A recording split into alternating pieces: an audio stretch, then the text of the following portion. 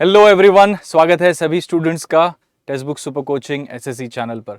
कैसे हैं सब लोग? I hope all of you are doing well. आप सबके लिए, स्पेशली जो स्टूडेंट्स सीएचएसएल टीयर 2 की तैयारी कर रहे हैं, उन सभी के लिए ये एक लेक्चर यहाँ पर हम लेके आए हैं। एक स्पेशल लेक्चर है जिसमें मिक्स्ड क्वेश्चंस का, मिसलेनियस क्वेश्चंस की प्रैक्टिस हम लोग करने वाले हैं। बहुत ही बढ़िया बेहतरीन क्वेश्चंस आप सबके लिए लेके आया हूँ जो आने वाले एग्जाम्स में आपको बहुत हेल्प करेंगे। ये जो क्वेश्चंस हैं ये प्रीवियस ईयर के कुछ क्वेश्चंस हैं, कुछ नए क्वेश्चंस हैं। और सीएचएसएल टीयर 2 की अगर हम बात करें तो इंग्लिश का जो सेक्शन होता है बहुत इंपॉर्टेंट रोल प्ले करता है आपके सिलेक्शन में। अगर आप वहाँ पर अच्छा स्कोर कर पाते हैं तो आपका सिलेक्शन जो है वो चांसेस आपके बढ़ जाते हैं। इसलिए सीएचएसएल टीयर 2 के साथ साथ सीजीएल और बाकी एग्जाम्स की भी अगर आप तैयारी कर रहे हैं तो भी ये सेशन आपके लिए बहुत बहुत बेनिफिशियल रहेगा, बहुत फ़ायदे का रहेगा। सो आप सबसे रिक्वेस्ट है कि इस वीडियो को पूरा एंड तक देखें और जितने भी क्वेश्चंस हम यहाँ पर सॉल्व कर रहे हैं इस सेशन में, उन सभी क्वेश्चंस को अटेम्प्ट करिए और स्कोर मेंटेन करते चलिए साथ साथ कि कितने आपके आंसर्स सही हुए, कितने आंसर्स आपके गलत हुए, ताकि आपको क्लास के एंड में पता चलेगा कि एक्यूरेसी आपकी क्या रही। 90% से ज़्यादा एक्यूरेसी आपकी होनी चाहिए, क्योंकि 90% से अगर कम एक्यूरेसी है तो बहुत मुश्किल हो जाएगी। बहुत सारे बच्चे at a time exam appear करते हैं, कंपटीशन बहुत ज़्यादा है और इस कंपटीशन में अगर हमें सर्वाइव करना है, अच्छे नंबर लाने हैं, तो you have to make sure कि आपका एक्यूरेसी जो है वो मेंटेन रहे। ठीक है, चलिए तो शुरू करते हैं आज के हमारे इस सेशन को। एक एक करके आपके स्क्रीन्स पर सवाल आएंगे और उन सवालों का आंसर आपको देना है with in 15 to 20 seconds. Her question के लिए ज़्यादा से ज़्यादा 20 सेकेंड आपको मिलेंगे, क्योंकि उतना टाइम आपके एग्जाम में भी नहीं लगना चाहिए। तो जल्दी जल्दी हम लोग फटाफट से सारे क्वेश्चंस देखते हैं। ग्रामर, वोकेबलरी और कॉम्प्रिहेंशन, ऐसे तीनों टाइप के क्वेश्चंस आज मैं आपके लिए लेके आया हूँ। सो बहुत ही मज़ेदार सेशन रहेगा, तो एंड तक ज़रूर देखिएगा। सबसे पहले तो जो भी नए स्टूडेंट्स हैं, पहली बार हमारे चैनल पर आए हैं, आप सभी से रिक्वेस्ट है कि एक बार जल्दी से चैनल को सब्सक्राइब कर लीजिएगा और बेल आइकन को भी प्रेस कर लीजिए, ताकि आपको आने वाले वीडियोस के नोटिफिकेशंस मिलते रहेंगे। और जो भी स्टूडेंट्स यहाँ पर ये सेशन देख रहे हैं, लाइव देख रहे हैं, तो आप सबसे रिक्वेस्ट है कि एक बार फटाफट से इस सेशन को शेयर कर दीजिए अपने दोस्तों के साथ टेलीग्राम ग्रुप्स पर, जहां पर भी आप जुड़े हैं। इस सेशन लिंक को जल्दी से जल्दी शेयर कर दीजिए। ओके, चलिए तो शुरू करते हैं हमारा आज का सेशन। पहले क्वेश्चन के साथ शुरुआत हम करते हैं। तो देखिए यहाँ पर फर्स्ट क्वेश्चन आपके स्क्रीन पर आ चुका है। इसका आंसर क्या होगा बताइए जल्दी से। डिवाउट, डिवाउट ये वर्ड है, इसका एंटोनिम बताना है। प्रोफिशिएंट, प्रोफाउंड, प्योर या फिर पैसिव।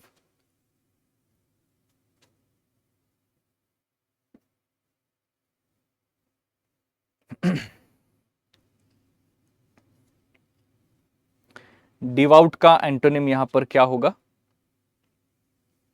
प्रोफिशिएंट, प्रोफाउंड, प्योर या फिर पैसिव।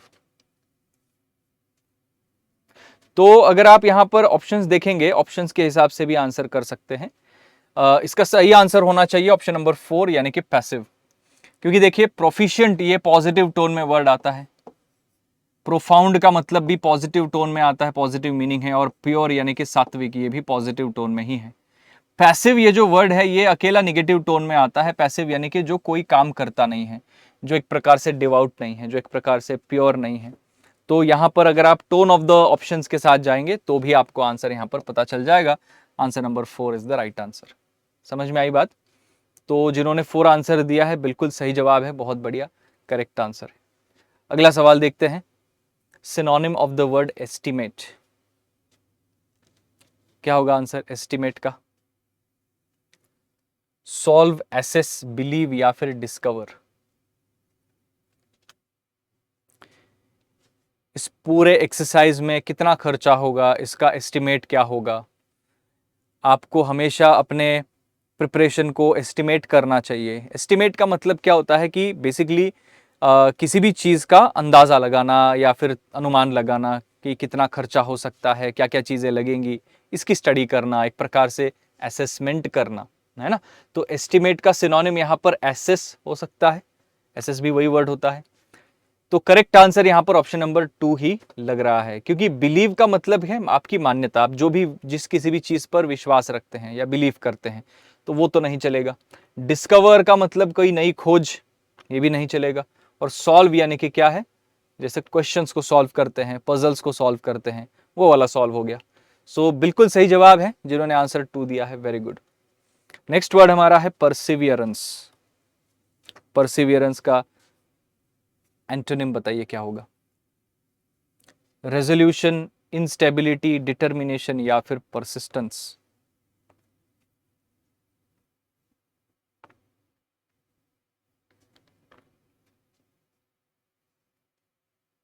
परसिवियरेंस, ये बहुत बार हम वर्ड पढ़ चुके हैं। परसिवियरेंस का मतलब होता है कंटिन्यूअस हार्ड वर्क, लगातार मेहनत करना, स्पेशली जब आपको कोई मंजिल हासिल करनी है, उस सेंस में यूज किया जाता है परसिवियरेंस। हाँ, तो ये हार्ड वर्क के जैसा या पॉजिटिव टोन में आता है वर्ड। इसका एंटोनिम पूछा है, और एंटोनिम यहाँ पर कोई नेगेटिव वर्ड आएगा।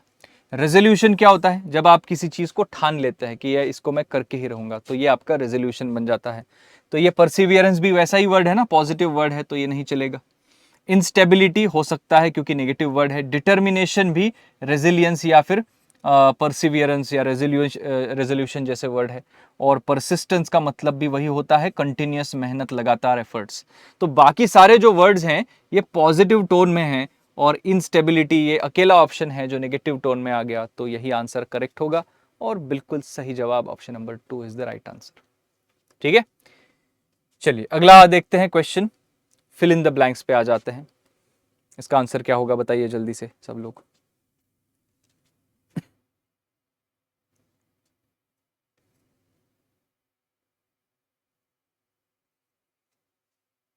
We dash Rohit for the last 2 months.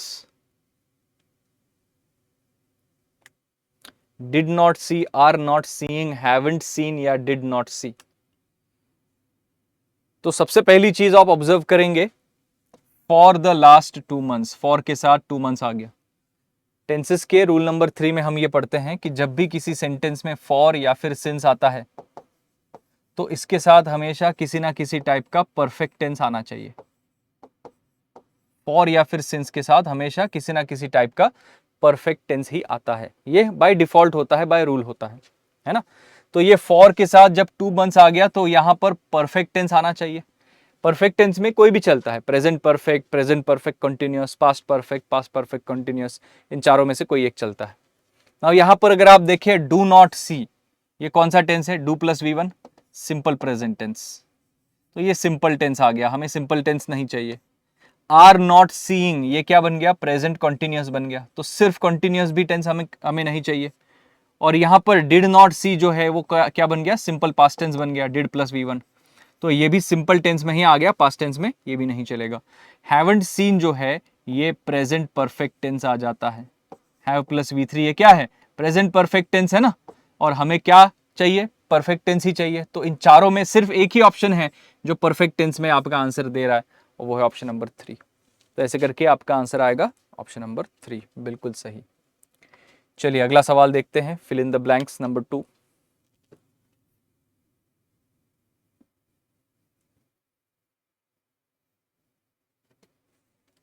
This visit will not interfere dash our plans. This visit, ये जो विजिट है, अभी किसी और की विजिट हो सकती है, मे बी कोई पर्सन आपको आके विजिट करने वाला है, या आप किसी को जाके मिलने वाले हो, पता नहीं कौन सी विजिट है। Will not interfere dash our plans, हमारे जो पहले से प्लान्स बने हुए हैं उन प्लान्स में इंटरफियर नहीं करेगी ये विजिट, यानी कि उन प्लान्स को बिगाड़ेगी नहीं, हमारे प्लान्स वैसे के वैसे चलते रहेंगे। सो इंटरफियर के बाद क्या आता है? इनटू, एट, विथ या फिर फ्रॉम। यस, बहुत बढ़िया। तो काफी सारे लोगों ने आंसर सही दिया, यहां पर with is the right answer, क्योंकि इंटरफियर विथ ये एक फिक्स्ड प्रीपोजिशन होता है, ये हमेशा विथ ही आता है इंटरफियर के साथ, दूसरा कोई प्रीपोजिशन नहीं लगाते। तो एक प्रकार से ये फिक्स्ड प्रीपोजिशन बन जाता है, interfere with. So this visit will not interfere with our plans. आई बात समझ में? सो ऑप्शन नंबर 3 जिन्होंने आंसर दिया है बिल्कुल सही जवाब है, बहुत बढ़िया, वेरी गुड। चलिए अगला सवाल देखते हैं। Dash he became a minister, he didn't allow any of his relatives to live with him.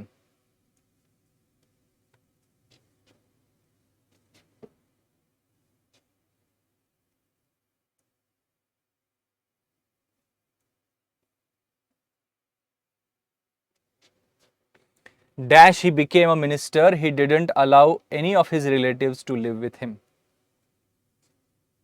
now options देखिए सारे.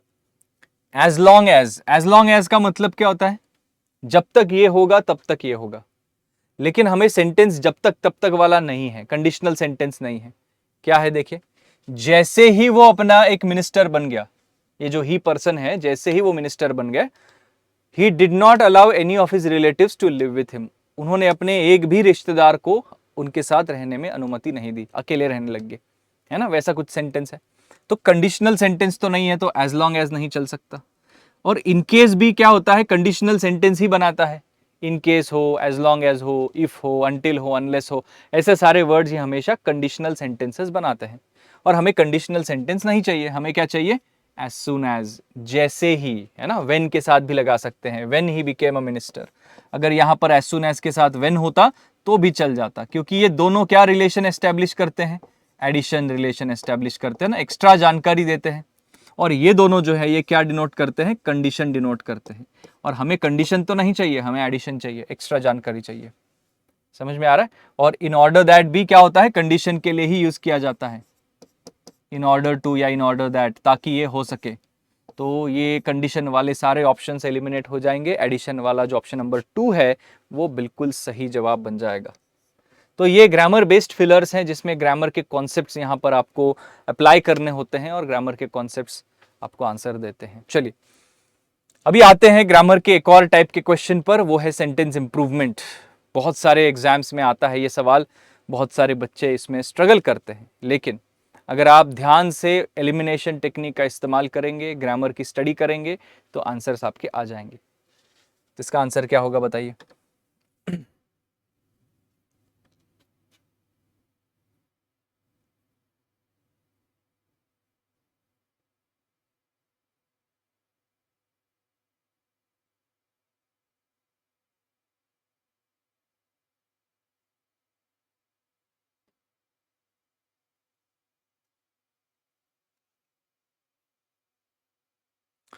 चलिए, he couldn't believe it at first, so the most he thought about it, the more he decided it must be true.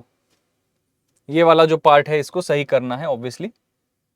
अगर आप ध्यान से देखें आगे क्या लिखा है, आगे देखिए द मोर आ गया. कॉमा के बाद वाला स्ट्रक्चर देखिए, द मोर. तो अगर कॉमा के बाद यहां पर द मोर है, मतलब यहां पर भी द के साथ मोर लगाना ये ज्यादा बेटर हो जाएगा. कंपैरेटिव्स के सेंटेंस ऐसे बनाते हैं ना, the more you study the better you perform, the more you take time the more you will struggle, ऐसे सेंटेंस बनाते हैं. द मोर आगे एक साथ आगे पीछे लिखते हैं. तो यहां पर ये जो मोस्ट है ये नहीं चलेगा, यानी कि नो सब्सटीट्यूशन रिक्वायर्ड गलत है. और अगर यहां पर मोस्ट नहीं चलेगा तो ये वाला मोस्ट भी नहीं चलेगा. 1 आंसर है, 4 आंसर भी गलत है. ओके, बट के साथ द मोर आ गया है, ऑल्दो के साथ द मोर आ गया है. He couldn't believe at first, but he thought about it, the more he decided it must be true. Although या फिर बट, दोनों में से क्या होगा? तो अगर आप देखें सेंटेंस को अगर ध्यान से पढ़े, तो ऑल्दो यहां पर गलत हो जाएगा, बट के साथ हम यहां पर जाएंगे, क्योंकि he couldn't believe it at first. ये सेंटेंस आपका पहले आप मेंशन कर चुके हैं कि वो पहले उस बात को बिल्कुल भी बिलीव नहीं किया, उसने बिल्कुल भी असली नहीं लगी या सच बात नहीं लगी.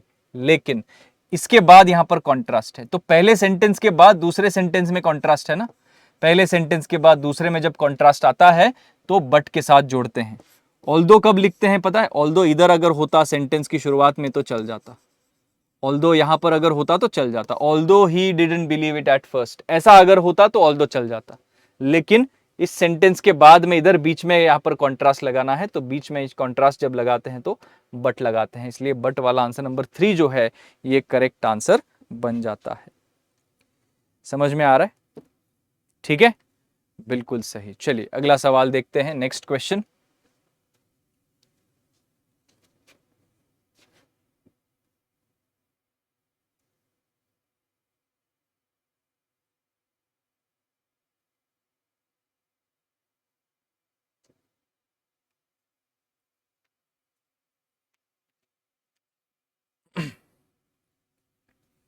The doctor made me thinking the medicine immediately after, sorry, the doctor made me taking the medicine immediately after breakfast. क्या होगा आंसर? तो ये बेयर इन्फिनेटिव वाला कॉन्सेप्ट है। बेयर इन्फिनेटिव, ये कॉन्सेप्ट मैं बहुत बार पढ़ा चुका हूं आपको क्लासेस में भी, कि अगर आपके सेंटेंस में मेन वर्ब ऐसे हेल्प आ गया, है ना, लेट आ गया, सी आ गया, हियर आ गया, या फिर मेक आ गया, तो इनके बाद में अगर कोई 2+V1 में इन्फिनेटिव स्ट्रक्चर आता है, इसमें से 2 को हटा दिया जाता है, मेंशन नहीं करते, रिमूव करते हैं, है ना। ये बेयर इन्फिनेटिव का कॉन्सेप्ट है, बहुत बार हम इसको पढ़ चुके हैं। तो अगर आप यहां पर देखिए, द डॉक्टर मेड मी, इसमें मेड आ गया, मेन वर्ब है यहां पर आपका, ये मेन वर्ब है ना। और मेड कहां से आता है? मेक से ही तो आता है, मेक का ही पास्ट टेंस होता है मेड। तो अगर मेड है यहां पर, यानी कि इसके बाद सीधा V1 लग जाएगा, यानी कि बेयर इन्फिनेटिव लगेगा। तो हमें सीधा V1 चाहिए। मेड मी टेकिंग नहीं आएगा यहां पर, मेड मी टेक आएगा।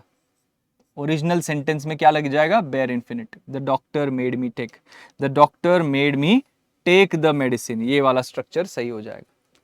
टू टेक भी नहीं लगाएंगे, क्योंकि टू ये बिल्कुल हट जाएगा हमारे बेयर इन्फिनेटिव वाले कॉन्सेप्ट से, और टू के बाद टेकिंग तो वैसे भी गलत है, सुन के भी अजीब लगता है। सो आंसर नंबर 1, 2, 3 ये सारे ऑप्शंस गलत है। फोर्थ आंसर करेक्ट होना चाहिए, बिल्कुल सही। जिन्होंने आंसर 4 दिया है, बिल्कुल सही जवाब है, बहुत बढ़िया, well done all of you, brilliant. चलिए, आई होप आप सबको ये सारे क्वेश्चन समझ में आ रहे हैं, सारी चीज़ें समझ में आ रही हैं। जिन लोगों को भी डिफ़िकल्ट लग रहा है, जिन लोगों को ये मालूम नहीं पड़ रहा है कि ये क्या चल रहा है, कौन सा कॉन्सेप्ट है, बेयर इन्फिनेटिव का फंडा क्या होता है, ये सारी चीज़ें अगर आपको समझ में नहीं आ रही है, मतलब क्या है? ग्रामर वीक है। ग्रामर वीक है तो इसका एक ही सोल्यूशन है, ग्रामर के बेसिक्स आपको पढ़ने पड़ेंगे, ग्रामर की थियरी पढ़नी पड़ेगी। और थियरी के लिए या बेसिक्स के लिए आप सभी को सुपर कोचिंग में एनरोल करना है, जिन्होंने नहीं किया है।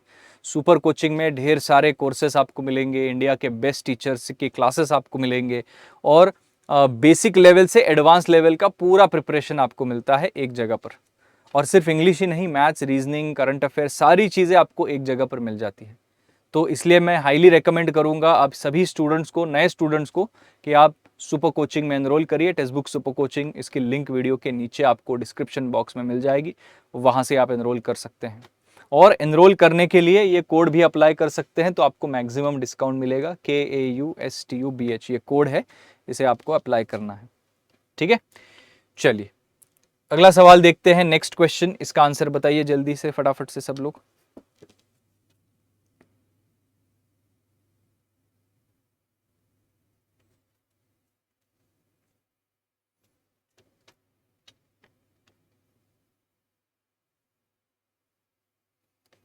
Our new accountant falls short in my expectations.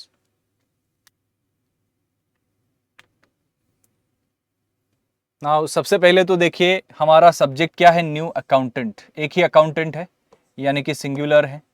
Subject अगर सिंगुलर है तो इसके साथ आने वाला वर्ब भी सिंगुलर होगा, और सिंगुलर वर्ब यानी कि उसके एंड में एस लगता है, V5 फॉर्म में आएगा, तो एस लगाना ही चाहिए यहाँ पर। फॉल्स और फॉल्स ये चल सकता है, ये वाला फॉल्स भी चल सकता है, लेकिन सिर्फ फॉल नहीं चलेगा।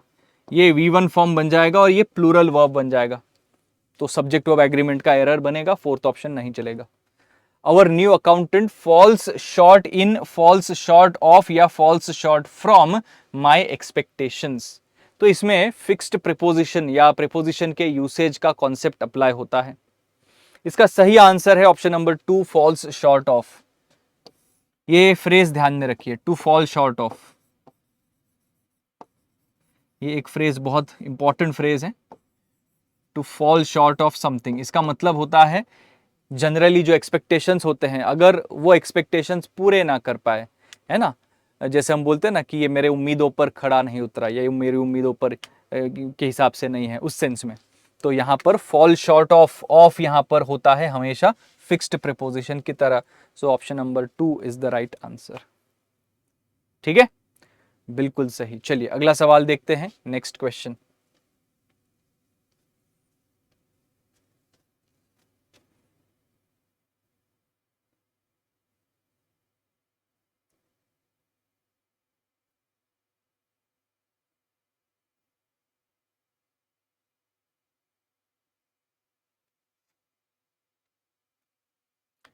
A team of biologists have been discovered 4 new species of horned frogs in the northeastern region of India.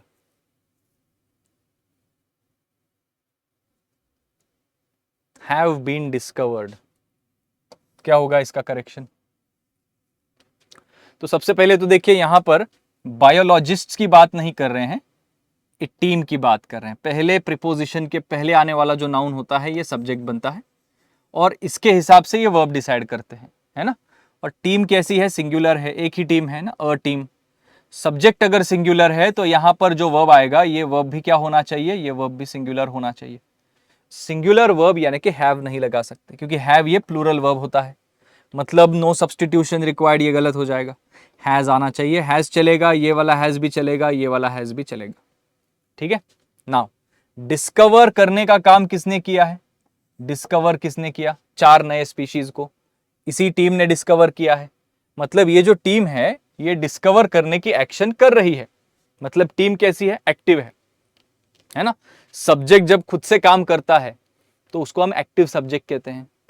तो टीम अगर यहां पर एक्टिव नेचर की है तो इसके साथ आने वाला ये जो वर्ब होगा ये वर्ब भी एक्टिव ही होगा ना। और active verb to be plus V3 में नहीं आता। एक्टिव वर्ब के अलग अलग स्ट्रक्चर होते हैं, अलग अलग पैटर्न होते हैं, टेंस के हिसाब से बदलते हैं। लेकिन ये जो हैज बीन डिस्कवर्ड है ना, हैज के बाद बीन लगा के और डिस्कवर्ड ईडी लगा दिया तो ये पैसिव स्ट्रक्चर बन जाता है। ये क्या बन जाता है? पैसिव वॉइस बन जाता है। और ये पैसिव वॉइस जो है ये हमें नहीं चाहिए, ये हमें एक्टिव वॉइस में चाहिए। हैज बीन डिस्कवरिंग ये एक्टिव होता है और हैज डिस्कवर्ड ये भी एक्टिव होता है, लेकिन दोनों का टेंस अलग है। हैज बीन डिस्कवरिंग जो है ये प्रेजेंट परफेक्ट कंटिन्यूअस में है और हैज डिस्कवर्ड ये सिर्फ प्रेजेंट परफेक्ट में है। डिस्कवरिंग अगर लगा दिया तो इसका मतलब यह बनता है कि अभी भी वो प्रोसेस चल रही है, डिस्कवर करने की क्रिया अभी भी चल रही है। लेकिन क्या ये डिस्कवर करने की प्रोसेस अभी भी चल रही है? तो इसका आंसर है नो, वो तो खत्म हो चुकी है, डिस्कवर कर चुके हैं। तो डिस्कवर अगर कर चुके हैं यानी कि परफेक्ट टेंस आएगा, प्रेजेंट परफेक्ट टेंस, सिर्फ परफेक्ट टेंस, तो कंटिन्यूअस नहीं चलेगा, इसलिए ऑप्शन नंबर 2 गलत हो जाएगा और आंसर नंबर 3 हमारा आंसर करेक्ट होना चाहिए। तो ऐसी सारी चीजें हमें चेक करनी होती है। सबसे पहले हमने सब्जेक्ट वर्ब एग्रीमेंट चेक कर लिया, उसके बाद हमने एक्टिव पैसिव वॉइस चेक कर लिया और उसके बाद हमने टेंसेस को चेक कर लिया। ऐसे करके जब आप चेक करते हैं चीजों को तो आंसर आ जाता है, ठीक है। चलिए अभी वन वर्ड सब्स्टिट्यूशन पे आते हैं, फटाफट से आंसर करेंगे इसका।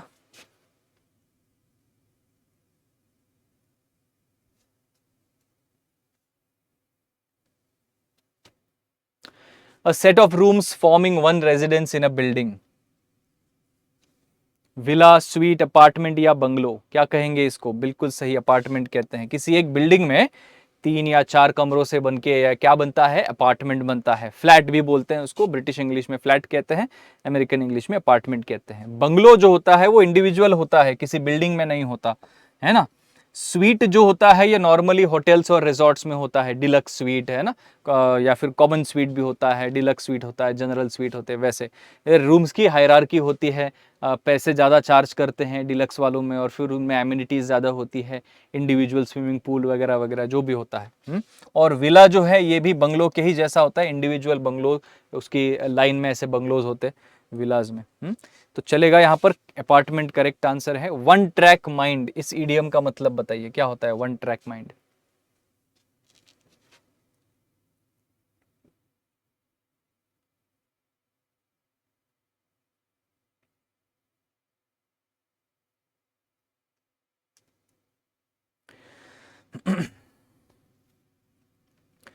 Thinking of another point of view, दूसरे पॉइंट ऑफ व्यू के बारे में सोचना।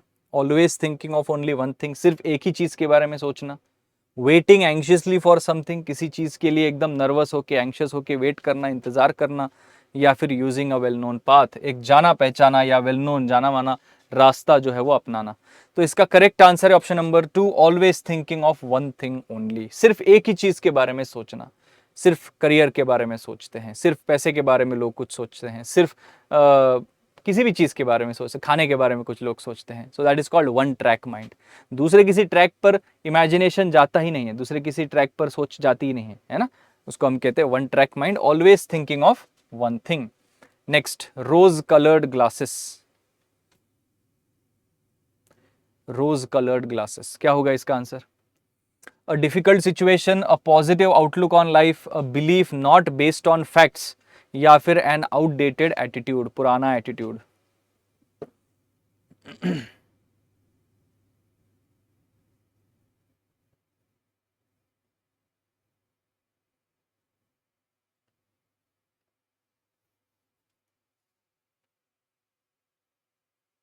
तो रोज कलर्ड ग्लासेस का मतलब होता है पॉजिटिव आउटलुक ऑन लाइफ, जिंदगी को देखने का एक बहुत ही पॉजिटिव और एक प्रकार से ऑप्टिमिस्टिक तरीका। हर चीज में कुछ ना कुछ अच्छा ही ढूंढ के निकालते हैं। अगर सिचुएशन बुरी भी है, हालात बुरे भी हैं, तो भी हार नहीं मानते या फिर नेगेटिव चीजें नहीं ढूंढते, रोते नहीं बैठते। ऐसे टाइप के एटीट्यूड को कहा जाता है रोज कलर्ड ग्लासेस। चलिए अगला सवाल देखते हैं। नेक्स्ट क्वेश्चन है हमारा, on the spur of the moment. On the spur of the moment या फिर in the heat of the moment, ऐसे भी एक इडियम बनता है। इसका आंसर क्या होगा बताइए?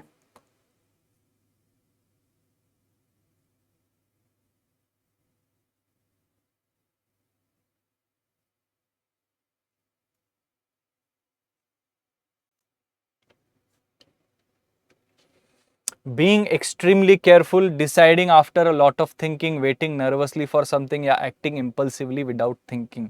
तो इसका सही आंसर होना चाहिए option number 4, acting impulsively without thinking.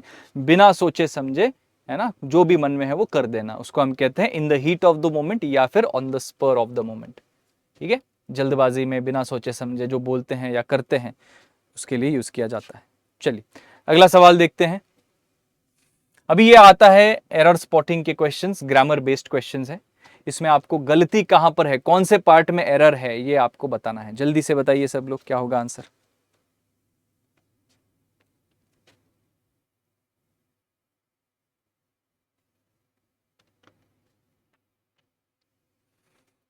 When there were a strong wind, the pine trees made sad, eerie sound.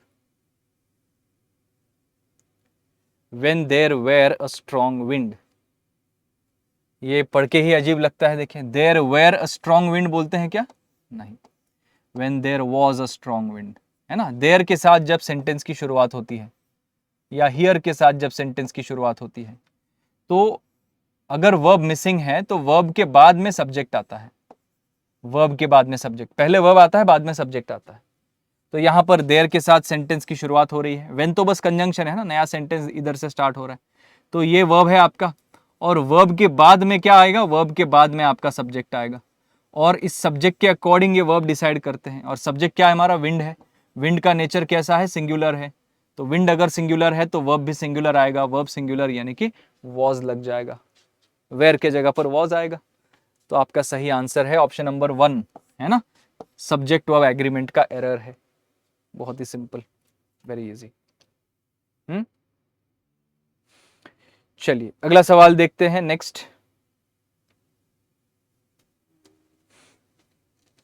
I shall buy this book if you like it और not. I shall buy this book if you like it और not, क्या होगा इसका answer बताइए जल्दी से।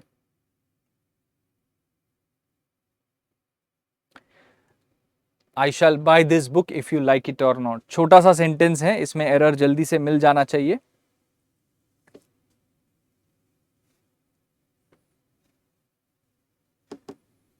बिल्कुल, तो करेक्ट आंसर यहां पर है option number 1। If you like it और नॉट में इफ नहीं चलेगा, क्योंकि जब भी आगे और नॉट आता है, और के साथ नॉट लिखा हुआ है, तो इफ के जगह वेदर आता है। इफ के जगह यहां पर क्या आता है? Weather, weather you like it और नॉट। अगर इफ लिखेंगे ना तो आगे और नॉट नहीं लिख सकते, इसलिए और नॉट आ चुका है सेंटेंस के अंदर, तो इफ की जगह वेदर लिखेंगे। तो करेक्ट आंसर यहां पर आएगा ऑप्शन नंबर 1। ठीक है, ये लॉजिक था, ये रूल था इसके पीछे। आई होप ये सारी चीजें समझ में आ गई आपको। देखिए अगेन मैं बार बार यही रिपीट करते रहता हूं कि ग्रामर समझना बहुत ज़रूरी है। ग्रामर के रूल्स, ग्रामर के कॉन्सेप्ट, ग्रामर के फंडे समझना बहुत ज़रूरी है।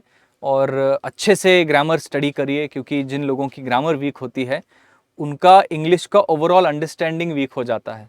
और एक बार ये अंडरस्टैंडिंग वीक हो गया तो फिर आप एग्जाम में स्कोर अच्छे से नहीं कर पाते। अगर एग्जाम में अच्छा स्कोर करना है तो ग्रामर के कॉन्सेप्ट के ऊपर आपकी पकड़ मजबूत होनी चाहिए।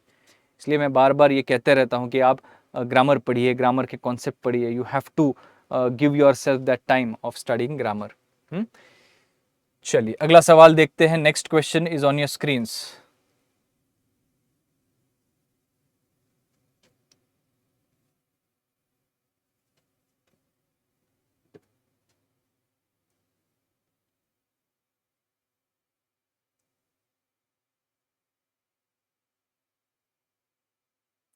My grandmother is quite concerned to my progress at school.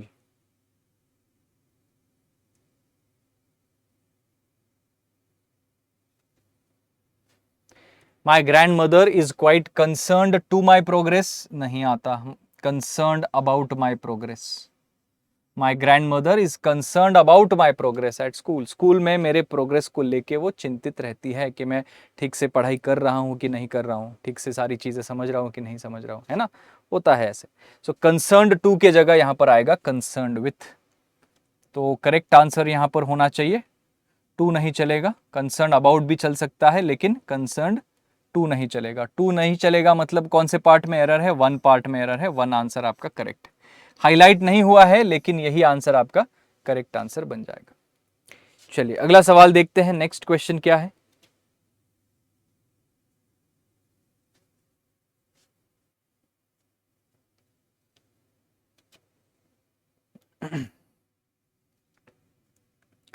Before take this medicine you should consult a doctor.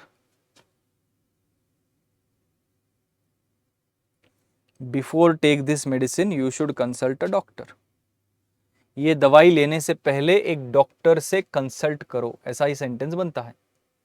So before के साथ टेक नहीं आता। बिफोर ये अपने आप में एक प्रिपोजिशन है, हाँ, और बिफोर के बाद में ये टेक का क्या बनेगा? टेकिंग बनेगा। Before taking this medicine you should consult a doctor, ऐसा सेंटेंस बनेगा ना कि ये दवाई लेने से पहले डॉक्टर से कंसल्ट करो, डॉक्टर को पूछो कि ये दवाई ले सकते हैं कि नहीं ले सकते, कुछ प्रॉब्लम तो नहीं होगा इससे, ऐसा ये सेंटेंस बनता है। तो टेक का बनेगा टेकिंग, टेक का बनेगा टेकिंग, यानी कि आपका सही answer option number three. Three answer या फिर सी आंसर जिन्होंने दिया है बिल्कुल सही जवाब है, बहुत बढ़िया, वेल डन। अगला सवाल देखते हैं। अभी आते हैं हम लोग एक्टिव पैसिव कन्वर्जन पे। कन्वर्जन वाले क्वेश्चंस काफी इजी होते हैं, हम प्रैक्टिस वाले सेट में भी बहुत बार ये क्वेश्चंस करते हैं, डायरेक्ट इनडायरेक्ट स्पीच के, एक्टिव पैसिव वॉइस के। बस मेन वर्ब के ऊपर टारगेट करना है, ऑप्शंस की मदद लेनी है, एलिमिनेट करना है इनकरेक्ट ऑप्शंस को। फॉर्मूला याद रखिए कि एक्टिव से पैसिव कैसा कन्वर्जन होगा, कौन से टेंस का सेंटेंस है, ये तीन चार चीजें ऑब्जर्व करनी है, आंसर आपके आ जाएंगे।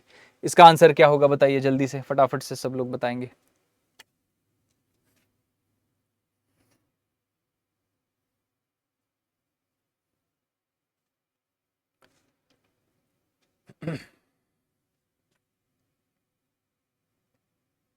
We expect good news about the corona vaccine. सबसे पहली चीज तो देखेंगे मेन वर्ब क्या है। मेन वर्ब है हमारा एक्सपेक्ट। एक्सपेक्ट है डायरेक्ट वी1 में, यानी कि सिंपल प्रेजेंट टेंस में। इसका जब पैसिव कन्वर्जन होता है तो फॉर्मूला बनता है एम या फिर इज या फिर are plus V three. Am is are plus V three, ये फॉर्मूला होता है ना। तो हमारे फाइनल स्ट्रक्चर में am is are plus V three, इनमें से कोई एक पैटर्न आना चाहिए। ये जो गुड न्यूज है जो इधर ऑब्जेक्ट बन के चला आ गया है, तो ये सेंटेंस की शुरुआत में सब्जेक्ट बन के चला आएगा।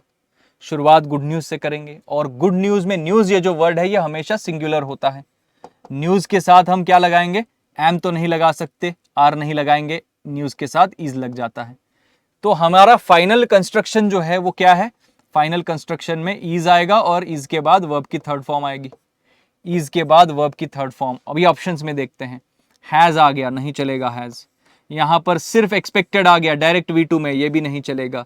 यहां पर वॉज आ गया, वॉज भी नहीं चाहिए हमें। तो करेक्ट आंसर क्या बनता है? इज, और इज के बाद वर्ब की थर्ड फॉर्म यानी कि एक्सपेक्टेड, है ना, इज प्लस V3। तो करेक्ट आंसर ऑप्शन नंबर 4 यहां पर सही आंसर बन जाएगा।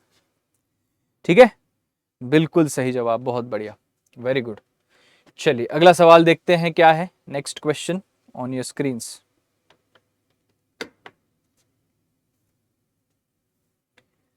I asked Rahul why he was back so soon. अब ये उल्टा कन्वर्जन है, इनडायरेक्ट से डायरेक्ट कन्वर्जन है। नॉर्मली आपके एग्जाम में डायरेक्ट से इनडायरेक्ट वाले आते हैं, कभी कभी ऐसे इनडायरेक्ट वाले भी कन्वर्जन पूछे जा सकते हैं।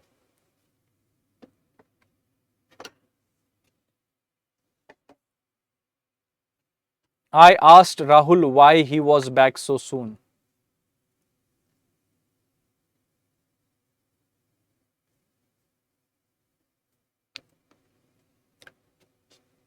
तो सबसे पहले तो was का बनेगा is, या फिर आर भी बन सकता है, डिपेंड करता है सेंटेंस के ऊपर, है ना। पास्ट टेंस से प्रेजेंट टेंस में जाएंगे, क्योंकि डायरेक्ट से इनडायरेक्ट जाते समय प्रेजेंट टेंस से पास्ट टेंस में आते हैं, वैसे ही इनडायरेक्ट से डायरेक्ट में जाते समय पास्ट टेंस से प्रेजेंट टेंस में आएंगे। यस और नो। तो हमें इज और आर में से कोई एक चाहिए। यहां पर वॉज का वॉज आ गया, यानी कि ये तो नहीं चल सकता क्योंकि उन्होंने टेंस को बदला नहीं है, तीसरा ऑप्शन आप एलिमिनेट कर सकते हैं। यहां पर भी वॉज का वॉज ही रह गया, यानी कि आपका वन आंसर भी एलिमिनेट हो जाएगा।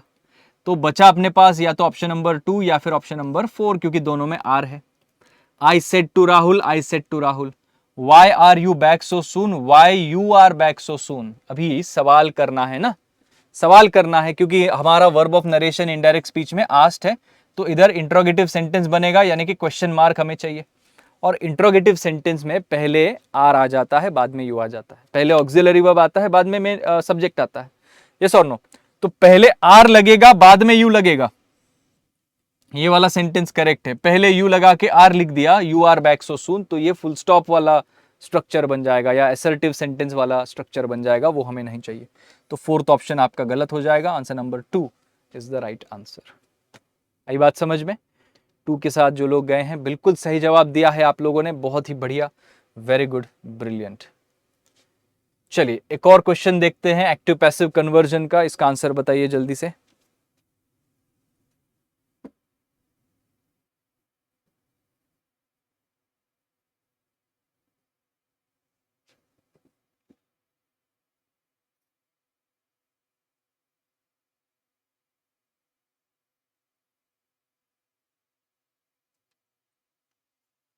The audience was surprised by the ending of the play. तो ये जो प्ले है, ये जो नाटक है या ड्रामा है, उसका जो एंडिंग था वो देख के ऑडियंस सरप्राइज हो गई, उनको नहीं एक्सपेक्ट था कि अरे ऐसी एंडिंग हो सकती है, तो कुछ अलग से हटके एंडिंग यहाँ पर है। Anyways, was surprised by the ending, ये वॉज प्लस सरप्राइज्ड आ गया, मतलब एक प्रकार से पैसिव स्ट्रक्चर आ गया। ओरिजिनल सेंटेंस ही पैसिव वॉइस में है, तो इसके एक्टिव को एक्टिव में कन्वर्जन करना है, इसको उल्टा कन्वर्जन है यहाँ पर, पैसिव से एक्टिव में जाना है। और ये कौन से टेंस का पैसिव वॉइस है? Was surprised bye, was plus V3 plus by, ये सिंपल पास्ट टेंस का पैसिव वॉइस है ना। सिंपल पास्ट टेंस का पैसिव है, तो इसका एक्टिव कन्वर्जन जब होगा तो उसका फॉर्मूला क्या होता है? डायरेक्ट V2 या फिर डिड प्लस V1, इन दोनों में से कोई एक पैटर्न बनता है तो भी सिंपल पास्ट टेंस बनता है। तो डायरेक्ट V2 यानी कि सिर्फ सरप्राइज्ड चाहिए, ओनली सरप्राइज्ड। सरप्राइज्ड के साथ हैज नहीं लगा सकते, हैज लगेगा तो ये प्रेजेंट परफेक्ट टेंस बन जाएगा। वॉज नहीं लगाएंगे और सरप्राइजिंग नहीं चलेगा, यानी कि ये पास्ट कॉन्टिन्यूअस में एक्टिव वॉइस बन जाएगा, नहीं चाहिए हमें, ओनली सरप्राइज्ड चाहिए। ओनली सरप्राइज्ड कहां पर है? 1 में है और 2 में है, दोनों में है। नाउ ये जो the ending of the play है, ये इधर का ऑब्जेक्ट इधर सब्जेक्ट बन के चला आएगा ना। एंडिंग ऑफ द प्ले के साथ सेंटेंस की शुरुआत होगी, ऑडियंस के साथ सेंटेंस की शुरुआत नहीं हो सकती, यानी कि सेकंड ऑप्शन भी गलत है। So option number 1 here has to be the correct answer. ऐसे करके हमने एलिमिनेट कर दिया और एलिमिनेशन टेक्निक का इस्तेमाल करके आंसर नंबर 1 मार्क कर दिया। ठीक है, चलिए आगे बढ़ते हैं। अगला सवाल एक और डायरेक्ट इनडायरेक्ट स्पीच का कन्वर्जन आ गया, बताइए क्या होगा आंसर इसका।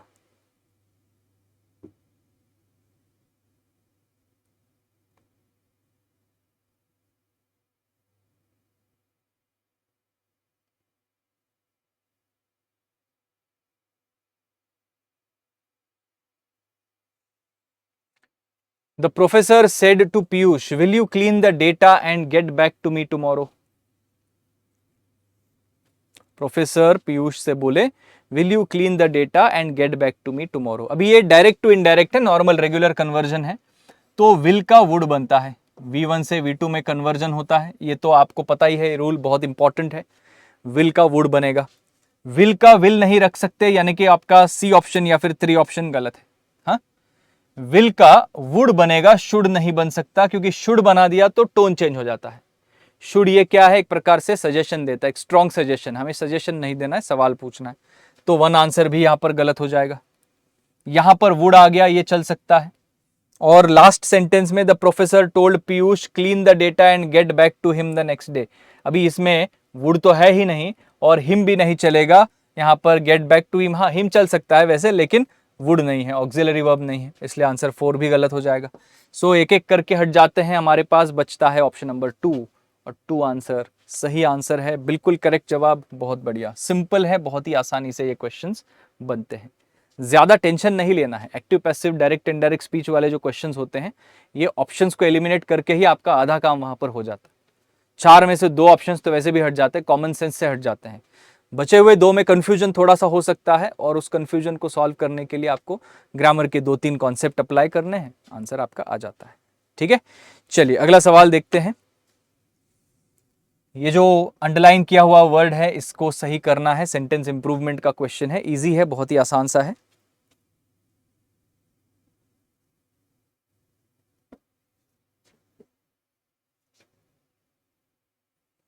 The song was so moving as all eyes became wet.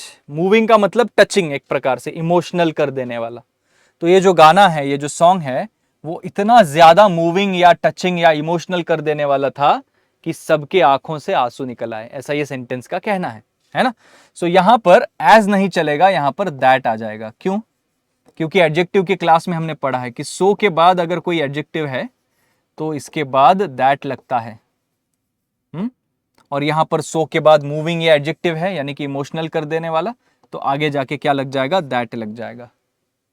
ठीक है, नाउ सो के साथ एज भी चलता है, लेकिन कोई नेगेटिव वर्ड होना चाहिए, जैसे नॉट होना चाहिए, है ना, नो होना चाहिए, और फिर उसके बाद एडजेक्टिव है और उसके बाद फिर एज है, तो ये वाला पैटर्न चल जाता है।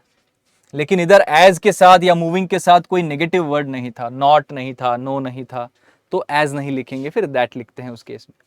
सो दैट यहां पर आप मार्क करेंगे, ऑप्शन नंबर 1। क्लियर? चलिए अगला सवाल है वन वर्ड सब्स्टिट्यूशन का। समथिंग ऑफ लिटिल वैल्यू और इंपॉर्टेंस, ऐसी कोई चीज जिसकी वैल्यू या इंपॉर्टेंस बहुत कम है, ना के बराबर है, इसका कोई ज्यादा फायदा नहीं है, ऐसी चीज को हम क्या कहते हैं? फंडामेंटल, कार्डिनल, स्कैंटी या फिर ट्रिवियल। क्या होगा आंसर?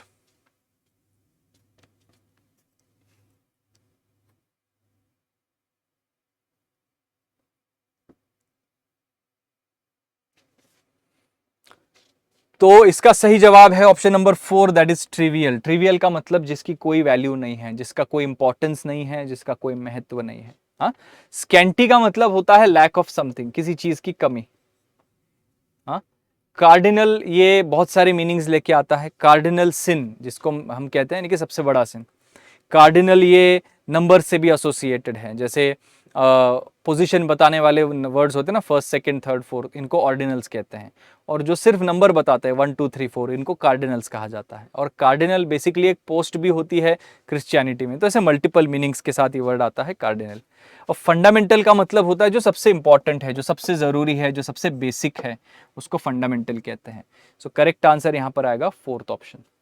ठीक है, नाउ स्पेलिंग वाले कुछ क्वेश्चंस करते हैं। स्पेलिंग वाले क्वेश्चंस भी काफी कॉमनली देखने को मिलते हैं आपके एग्जाम्स के अंदर। तो ये पहला सवाल स्पेलिंग वाला, 2 क्वेश्चंस करेंगे स्पेलिंग के, और इसके बाद हम पैराजंबल में जाने वाले हैं। तो स्पेलिंग वाला एक क्वेश्चन देख लेते हैं। करेक्टली स्पेल्ड वर्ड बहुत ही आसान है, पैरेलल। पैरेलल ये वर्ड हम कितनी बार पढ़ चुके हैं, कितनी बार देख चुके हैं, लेकिन ऐसे कंफ्यूजिंग स्पेलिंग वाले वर्ड्स हमेशा देखने को मिलते हैं एसएससी के एग्जाम्स में।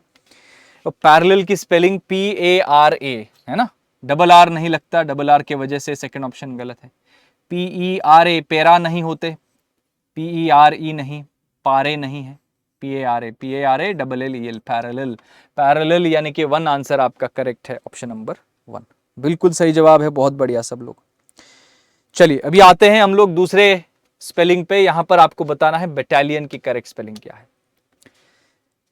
आर्मी की बटालियन होती है, अलग अलग बटालियंस आपने सुना होगा, है ना, ये बटालियन वो बटालियन, बहुत सारे बटालियंस होते हैं।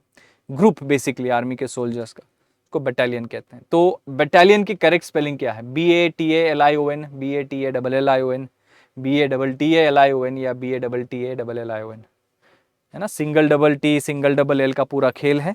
यस, बटालियन की स्पेलिंग में T 2 बार आता है और L 1 ही बार आता है।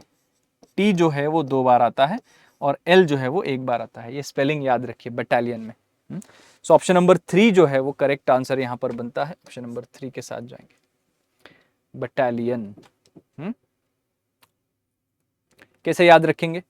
बटालियन में जो सोल्जर्स होते हैं ये सारे क्या होते हैं? लायन की तरह, शेर की तरह होते हैं, है ना? लायन की तरह होते हैं या शेर की तरह स्ट्रांग होते हैं, ऐसे लायन याद रखिए।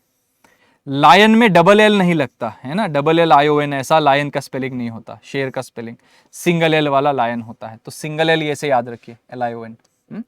और फिर डबल टी को कैसे याद रखेंगे? डबल टी को कैसे याद रखेंगे कि बटालियन वाले जो सोल्जर्स होते हैं वो दुश्मन को तोड़ देते हैं, और पहले एक बार तोड़ते हैं फिर दूसरे बार तोड़ते हैं, 2 बार तोड़ के आते हैं, ऐसा कुछ याद रख सकते हैं। 2 बार तोड़ के आते हैं और लायन हो जाते हैं, शेर के तरह फाइट करते हैं वैसे। तो करेक्ट आंसर यहाँ पर डबल टी और LION। ऐसे कोई कहानी, ऐसे कोई ट्रिक्स, शॉर्टकट तरीके आप अपने लिए भी खुद के लिए बना सकते हैं स्पेलिंग्स को याद रखने के लिए। स्पेलिंग्स को याद करने का ये एक बहुत ही इफेक्टिव तरीका यहाँ पर हो सकता है। ठीक है, चलिए अभी आते हैं हम लोग अगले टाइप के क्वेश्चन पे, पैराजंबल। नाउ पैराजंबल ये कॉम्प्रिहेंशन बेस्ड क्वेश्चन होता है। इसमें बहुत सारे बच्चे स्ट्रगल करते हैं, खासतौर से जिनका कॉम्प्रिहेंशन एबिलिटी वीक है, सेंटेंसेस की समझ जिनको नहीं होती, दिए गए सेंटेंस का मतलब समझ में नहीं आता और फिर उसके करेक्ट सीक्वेंस क्या होंगे ये समझ में नहीं आता। ऐसे स्टूडेंट्स यहाँ पर ऐसे टाइप के क्वेश्चन में स्ट्रगल करते हैं, लेकिन प्रैक्टिस से आता है। डरने की बिल्कुल भी आवश्यकता नहीं है, डरना नहीं है बिल्कुल। आपको अच्छी तरीके से सारे सेंटेंसेस को पढ़ना है। पहला ऑप्शन क्या आएगा या सेंटेंस की शुरुआत कहाँ से होगी, पैराग्राफ की शुरुआत कहाँ से होगी, उसके बारे में थोड़ा सा सोचना है। और एक बार स्टार्टिंग पॉइंट मिल गया, एक बार ओपनिंग सेंटेंस मिल गया, तो उसके बाद फिर आप पेयर लगा सकते हैं, जोड़े लगा सकते हैं और फिर ऑप्शंस में देख के एलिमिनेट कर सकते हैं। बहुत बार ऑप्शन से भी आपको हेल्प मिल जाती है ना। So take help of the options and try to figure out the sequence. ठीक है, चलिए तो यहां पर पैराजंबल के कितने क्वेश्चंस हम करेंगे? पैराजंबल के मोस्टली मैं 3-4 क्वेश्चंस यहां पर लेके आया हूं, देखते हैं चारों के चारों क्वेश्चंस आपके क्या बनते हैं। पहला सवाल आपके स्क्रीन पर आ चुका है, इसका आंसर क्या होगा बताइए, ये आपके ऑप्शंस है।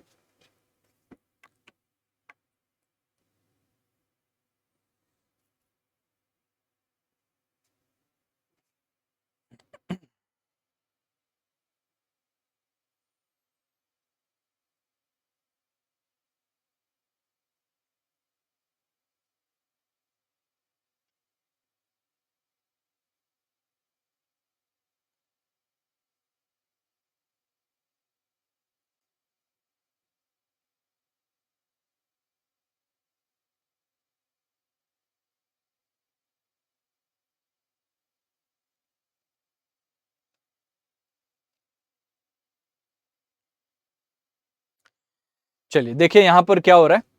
ऑप्शंस अगर आप देखें तो C, D, C, D, हाँ, और सी में अगर आप ध्यान से सेंटेंस पढ़ेंगे, ही आ गया, कॉमा लगा के हावेवर आ गया। He however showed a courteous but not too intelligent interest.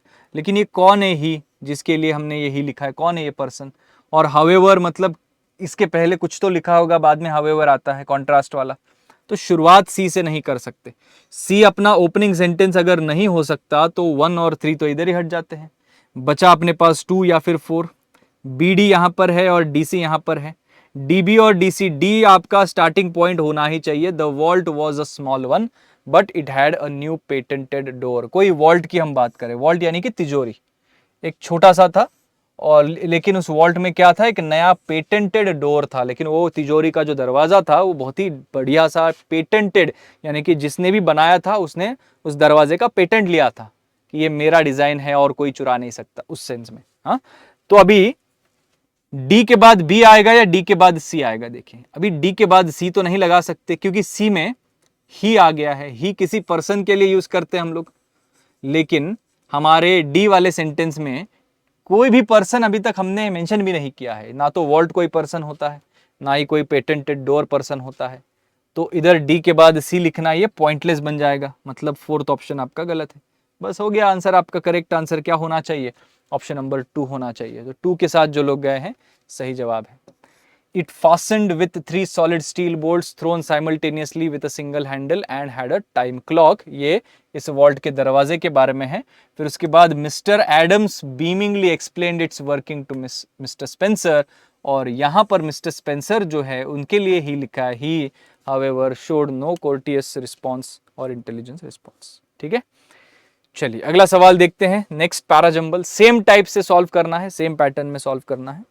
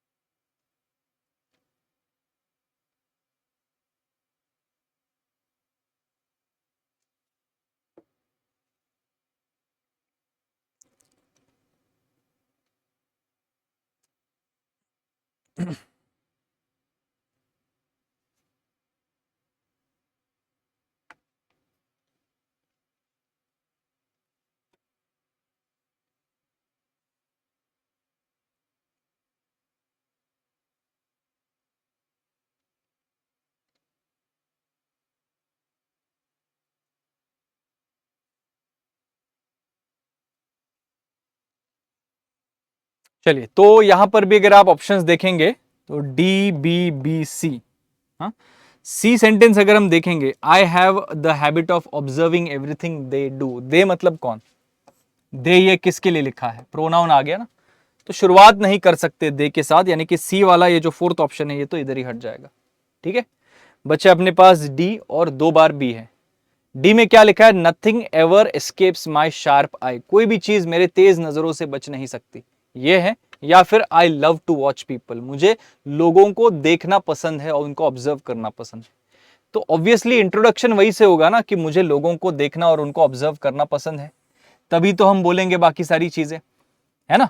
तो ये बी सेंटेंस जो है वो इंट्रोडक्टरी सेंटेंस लग रहा है, इसलिए बी वाले ये जो 2 ऑप्शन है ये ओपन रहते हैं हमारे, और ये डी वाला हट जाता है.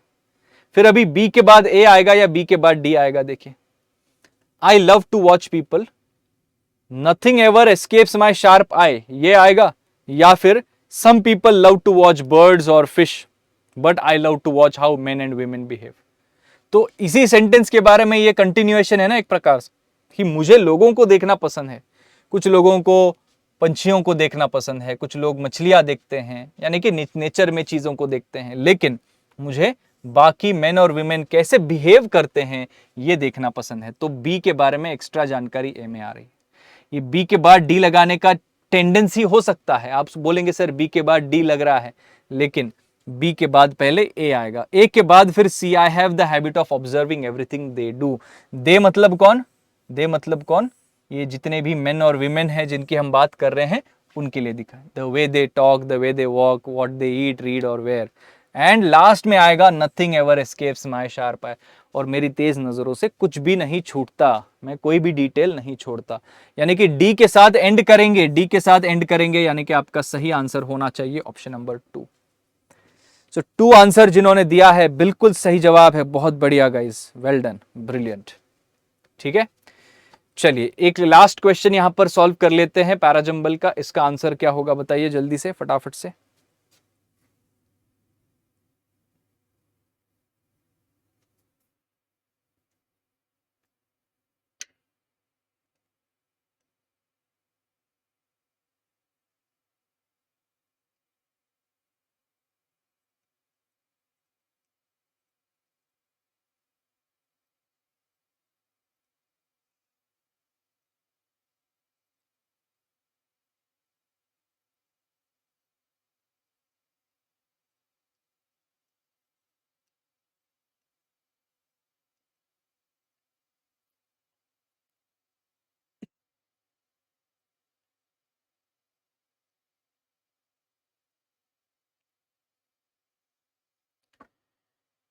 चलिए, तो यहां पर काफी आसान सा क्वेश्चन है, ये ज्यादा मुश्किल नहीं है. सबसे पहले तो ऑप्शंस देखेंगे, सी बी सी डी.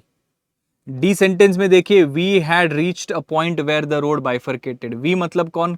हमें नहीं पता, शुरुआत हम डी के साथ नहीं कर सकते. वैसे ही if we drove 10 kilometres along the road that branched off to the right we would reach Brahmapur. तो ये भी ब्रह्मपुर है, सॉरी, तो ये भी नहीं चलेगा क्योंकि इसमें भी वी आ गया, वी तो ये नहीं चल सकता। यानी कि ऑप्शन नंबर 2 और 4 हमारे हट जाते हैं। 1 सही हो सकता है, 3 भी सही हो सकता है। सी के साथ शुरुआत करेंगे ही करेंगे। Aditya and I were returning from the site of our new factory. हमारी जो नई फैक्ट्री है उस नई फैक्ट्री की साइट से, उस जगह से हम लोग रिटर्न आ रहे थे, वापस आ रहे थे। अभी सी के बाद ए आएगा या सी के बाद बी आएगा, ये चेक करना है हमें। We were driving along national highway 40, हम नेशनल हाईवे 40 पे ड्राइव कर रहे थे, ये हो सकता है ना। If we drove 10 kilometres along the road that branched off to the right, branched off to the right का मतलब जो राइट साइड में ब्रांच जा रही है, नहीं पहले नहीं आएगा। सी के बाद ए लगाएंगे, सी के बाद ए, यानी कि 1 आंसर करेक्ट होगा। क्योंकि अगर आप देखें कि हम नेशनल हाईवे 40 पर ड्राइव कर रहे थे और उसके बाद डी है we reached a point where the road bifurcated, और एक ऐसे पॉइंट पर आ गए जहां पर रोड जो है वो क्या हो गया, बाइफरकेट हो गया, यानी कि 2 ऐसे रास्तों में डिवाइड हो गया। और फिर इस पॉइंट पे बात करेंगे कि अगर हमने राइट साइड वाले रोड से, यानी कि इस वाले रोड से अगर जाने का डिसीजन लिया तो हम ब्रह्मपुर पहुंचेंगे। ऐसा सेंटेंस ये बनता है, यानी कि इस सेंटेंस को लास्ट में लिखेंगे, बी सेंटेंस को लास्ट में लिखेंगे, तो 1 आंसर आपका करेक्ट यहां पर हो जाता है। समझ में आई बात? तो ये ऐसे आपको पैराजंबल सॉल्व करने हैं। पैराजंबल में एक्यूरेसी तभी आती है जब आप प्रैक्टिस करते हैं एक्सटेंसिवली, बिना डरे, बिना आलस किए, बिना लेजीनेस दिखाएं। पैराजंबल के क्वेश्चंस को सॉल्व करते रहिए। ऑप्शंस की मदद से, आप एलिमिनेशन टेक्निक की मदद से भी आंसर तक पहुंच सकते हैं जल्दी से, लेकिन उसके लिए भी प्रैक्टिस होनी बहुत बहुत जरूरी है। समझ में आई बात? तो आप लोगों के प्रैक्टिस के लिए और होमवर्क के लिए भी ये एक लास्ट क्वेश्चन है पैराजंबल का। इसका आप स्क्रीनशॉट लेके रख लीजिए, या फिर आप ये इसको होमवर्क, ये स्क्रीन जो है वो पॉज करके यहाँ पर होमवर्क के तौर पर सॉल्व करिए। इसमें से क्या होगा आंसर, ये आप मुझे नीचे कमेंट सेक्शन में बताएंगे। सब लोग जो भी ये सेशन अटेंड कर रहे हैं, ये सब लोग जो है ये मुझे बताएंगे कि इसका सही आंसर क्या होगा। नाउ सेशन को एंड करने से पहले सभी नए स्टूडेंट्स को मैं एक बार यहाँ पर जानकारी देना चाहूँगा कि अगर आपने टेलीग्राम पर मुझे ज्वाइन नहीं किया है, ये टेलीग्राम आईडी है मेरा @kaustubsir_textbook, या फिर आप QR कोड से भी जुड़ सकते हैं और मेरे यहाँ पर टेलीग्राम पर जुड़ सकते हैं। सारे PDFs और YouTube क्लासेस के लिंक्स और बाकी सारी चीज़ें जो है वो आपको यहाँ पर मिल जाएंगी। इसके अलावा सुपर कोचिंग में एनरोल कर लीजिए। टेक्स्टबुक सुपर कोचिंग ये एक ऐसा प्लेटफॉर्म है जहां पर आपको आपके SSC एग्जाम्स की तैयारी के लिए सारी चीजें एक जगह पर मिल जाती हैं। थियरी क्लासेस है, बेसिक लेवल से एडवांस लेवल के रिकॉर्डेड लेक्चर्स हैं, अलग अलग सब्जेक्ट्स के अलग अलग टीचर्स के द्वारा पढ़ाए गए, इंडिया के बेस्ट टीचर्स के द्वारा पढ़ाए गए। और उसके साथ साथ आपको लाइव क्लासेस भी मिलती हैं, प्रैक्टिस लाइव क्लासेस, PDFs मिलते हैं, स्ट्रक्चर्ड नोट्स मिल जाते हैं और मॉक टेस्ट मिल जाते हैं। ढेर सारी चीज़ें एक जगह पर आपको मिल जाती है। खास तौर से ऐसे सभी स्टूडेंट्स जिनकी तैयारी अभी शुरू हो रही है, जो अभी प्रिपरेशन स्टार्ट कर रहे हैं, जो अगले साल की तैयारी में लगे हैं, है ना, उनको तो मैं डेफिनेटली रेकमेंड करूंगा कि आप सुपर कोचिंग में एनरोल करिए ही करिए, क्योंकि बहुत सारे आपको ऑप्शंस वहां पर मिल जाते हैं और ज़्यादा कुछ एक्स्ट्रावेगेंट प्राइसेस नहीं है, बहुत ही अफोर्डेबल, बहुत ही चीप, यहाँ पर सस्ते में आपको ये कोर्सेस अवेलेबल हो जाते हैं। आपको बस क्या करना है, देखिए, आपको वीडियो के नीचे डिस्क्रिप्शन में जाना है और वहाँ पर आपको लिंक ओपन करनी है टेक्स्टबुक सुपर कोचिंग की, और टेक्स्टबुक सुपर कोचिंग में ये सुपर कोचिंग वाला सेक्शन आपको यहाँ पर दिखेगा और यहाँ पर आप आपके एग्जाम सिलेक्ट भी कर सकते हैं। SSC के एग्जाम जो है वो सारे आपको यहाँ पर एक जगह पर मिल जाएंगे। SSC एग्जाम्स वाले सेक्शन में जब आप जाएंगे तो यहाँ पर SSC CGL and all SSC exam super coaching, इस वाले में आपको मेरा भी कोर्स मिल जाएगा, जिसमें मैंने पूरा ग्रामर पढ़ाया है, वोकैबुलरी पढ़ाई है, बेसिक लेवल से एडवांस लेवल का पूरा सिलेबस वहाँ पर टीच किया है। सिर्फ CHSL के लिए है, SSC बैंकिंग रेलवेज का कॉम्बो पैक है, MTS का है, दिल्ली पुलिस कांस्टेबल, बहुत सारे ऑप्शंस यहाँ पर आपको मिल जाते हैं, है ना। तो इस किसी भी एक कोर्स पे जब आप प्रेस करते हैं तो आपके लिए ये कोर्सेस ओपन अप हो जाते हैं। तो यहाँ पर आप डेमो लेक्चर्स देख सकते हैं, live series, mock test, super teachers के बारे में आप जानकारी हासिल कर सकते हैं। As you can see, India के बेस्ट टीचर्स के लेक्चर्स आप यहाँ पर देख सकते हैं। ये हमारी एक लाइव बैच भी चल रही है, Sankalp SSC CGL batch pre plus mains वाला, इसमें भी आप इनरोल कर सकते हैं। और यहाँ पर ये अप्लाई कूपन, ये वाला जो ऑप्शन है, इस पर आपको प्रेस करना है और यहाँ पर आपको कूपन कोड अप्लाई करना है। क्या है? KAU KAUSTUBH, KAUSTUBH कौस्तुभ, ये मेरा कूपन कोड है, ये अप्लाई कर दीजिए, देखिए आपको डिस्काउंट मिल जाता है और यहाँ से आप फिर परचेस कर सकते हैं। 6 महीने का सब्सक्रिप्शन आपको मिल रहा है 649 रुपीज़ में, तो मैं हाईली रिकमेंड करूँगा इसे आप परचेस कर लीजिए, खासतौर से नए स्टूडेंट्स जो प्रिपरेशन अभी अपनी स्टार्ट कर रहे हैं। ठीक है, चलिए तो आज के लिए इतना ही। आज इस सेशन में हम यहीं पर रुकते हैं। सेशन अगर अच्छा लगा हो तो लाइक एंड शेयर कर दीजिए। चैनल पर पहली बार अगर आए हैं तो चैनल को सब्सक्राइब कर लीजिए सब लोग, और बेल आइकन को भी प्रेस कर लेना। मेरी जो रेगुलर क्लासेस होती है इसी चैनल पर होती है, मंडे टू फ्राइडे शाम को 5:15 बजे। अगर आप वो क्लासेस भी नहीं अटेंड करें तो वो क्लासेस भी आपको अटेंड करनी है। मंडे टू फ्राइडे हफ्ते में 5 दिन क्लासेस होती है। ये स्पेशल लेक्चर है इसलिए संडे को हो रही है, लेकिन मंडे टू फ्राइडे वाली जो क्लासेस हैं वो शाम को होती है 5:15 बजे, 5:15 PM से लेके 6 बजे तक। 45 मिनट्स की क्लास होती है और इसमें हम 25 क्वेश्चन सॉल्व करते हैं जो आपके SSC एग्जाम्स में आपको हेल्प करेंगे। ठीक है, तो इन क्लासेस में भी आप डेफिनेटली जुड़िएगा, बिल्कुल मिस मत करना। वहां पर भी बढ़िया से क्वेश्चंस की प्रैक्टिस हम करते हैं। ओके, आई होप आज का ये सेशन आप सबको पसंद आया एंड सेशन अच्छा लगा है तो as I said like and share the video. मिलते हैं अगली क्लास में, तब तक के लिए ख्याल रखिए अपना guys, take care, bye bye, have a good day.